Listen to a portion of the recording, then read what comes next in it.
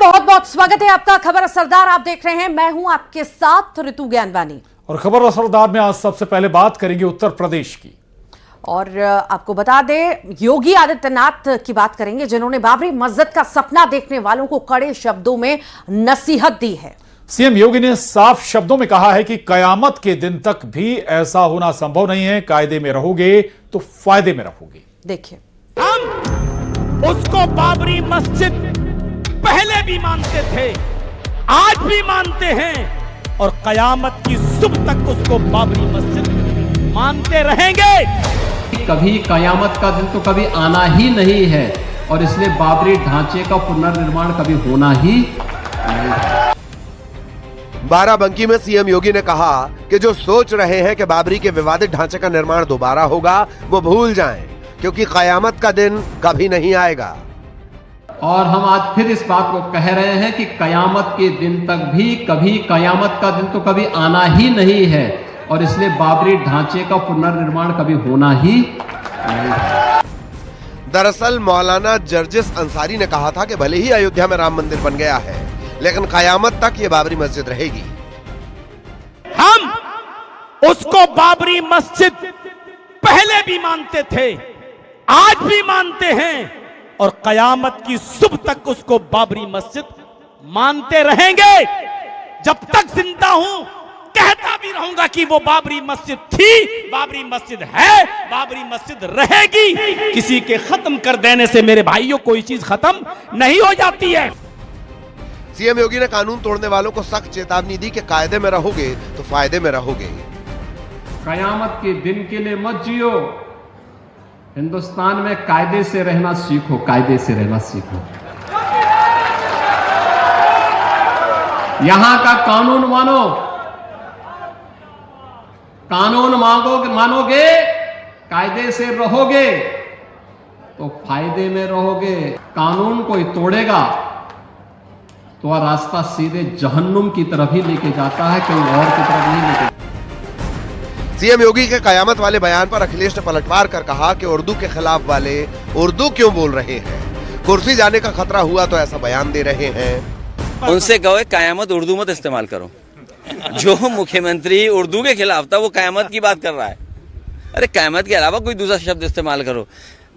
फिर कहता हूं मैं आपसे, जब मुख्यमंत्री घिर जाते हैं, बीजेपी कमजोर हो जाती है, उनकी कुर्सी जाने का डर बढ़ जाता है, तो वो क्या करते हैं?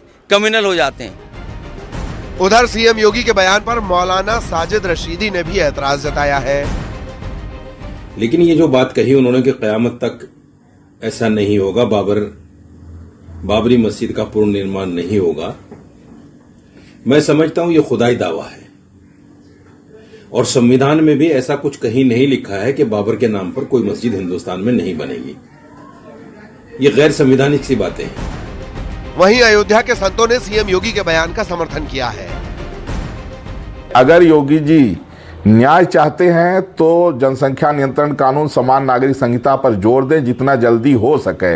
नहीं तो दुर्भाग्य है कि आज भारत में रह करके भी सर्वोच्च न्यायालय के बाद भी लोग जो है अभी भी बड़े बड़े संवैधानिक पदों पर बैठे हुए लोग, जैसे AIMIM के प्रमुख असदुद्दीन ओवैसी जैसे लोग, माननीय सर्वोच्च न्यायालय के जजमेंट के खिलाफ कहते हैं कि वहां बाबरी मस्जिद थी, है और रहेगी। इस तरह का जो बयान दे रहे हैं, इसको गंभीरता से लेने की भी जरूरत है। पश्चिम बंगाल के मुर्शिदाबाद में नई बाबरी मस्जिद के निर्माण को रोकने के लिए विश्व हिंदू रक्षा परिषद रैली निकाल रहा है। पोस्टर्स में लिखा है, हुमायूं हम आएंगे, बाबरी को गिराएंगे। Bureau report, news 18। पिछले 9 दिन से लगातार राहुल गांधी एक किताब दिखाकर मोदी सरकार को घेरने में जुटे थे। सरकार ने, लोकसभा के स्पीकर ने बार बार ये कहा कि जो किताब अब तक पब्लिश नहीं हुई है, सदन में उसका जिक्र नहीं होना चाहिए। लेकिन राहुल गांधी अपनी जिद पर अड़े रहे। पेंगुइन पब्लिकेशन ने ये साफ कर दिया कि जनरल नरवणे की जिस किताब का जिक्र किया जा रहा वो अब तक छपी ही नहीं है। इस बीच खुद जनरल नरवणे ने ट्वीट कर लिखा कि वो किताब अब तक छपी नहीं है। यानी कांग्रेस और राहुल गांधी जो कह रहे थे उसकी अब पूरी तरह से हवा निकल गई है।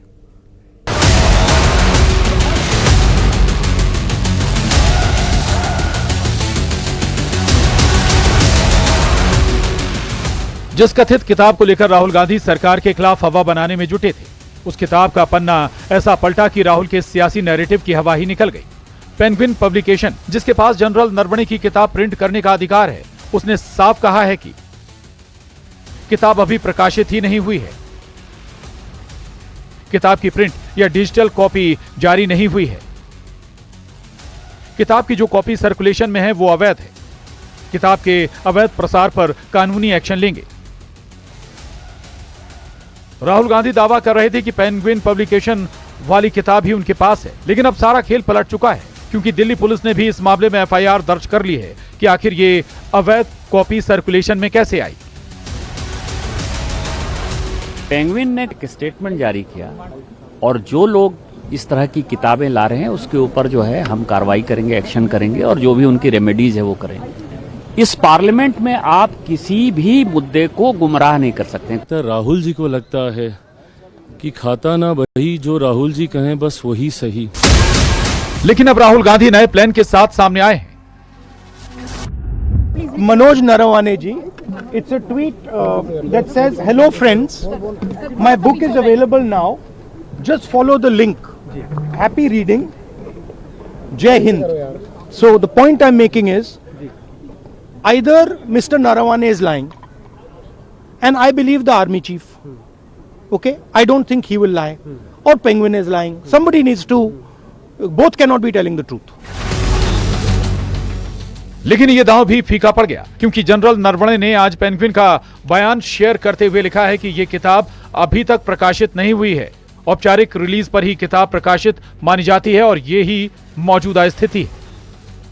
लेकिन आज संसद से एक हैरान करने वाली तस्वीर सामने आई। 4 फरवरी वाली तस्वीर तो सबने देखी थी कि कैसे कांग्रेस की महिला सांसद सदन में पीएम की सीट तक पहुंच गई थी। लेकिन इस पूरी घटना का अब एक नया वीडियो सामने आया है। इस वीडियो में साफ साफ दिख रहा है कि कांग्रेस की महिला सांसद न सिर्फ वहां पहुंची, बल्कि और लोगों से भी वहां आने को कह रही थी। वीडियो में वहां कांग्रेस सांसद इमरान मसूद भी दिख रहे हैं, जो सबको आगे बढ़ने के लिए कह रहे हैं। पास में ही केंद्रीय मंत्री पीयूष गोयल, अश्विनी वैष्णव, गिरिराज सिंह और सांसद निशिकांत दुबे हैं। गिरिराज सिंह और अश्विनी वैष्णव हाथ जोड़कर कांग्रेसी सांसदों से लौटने की अपील कर रहे हैं। इस पूरे घटनाक्रम को देखने के बाद 2 बड़े बयान सुनिए।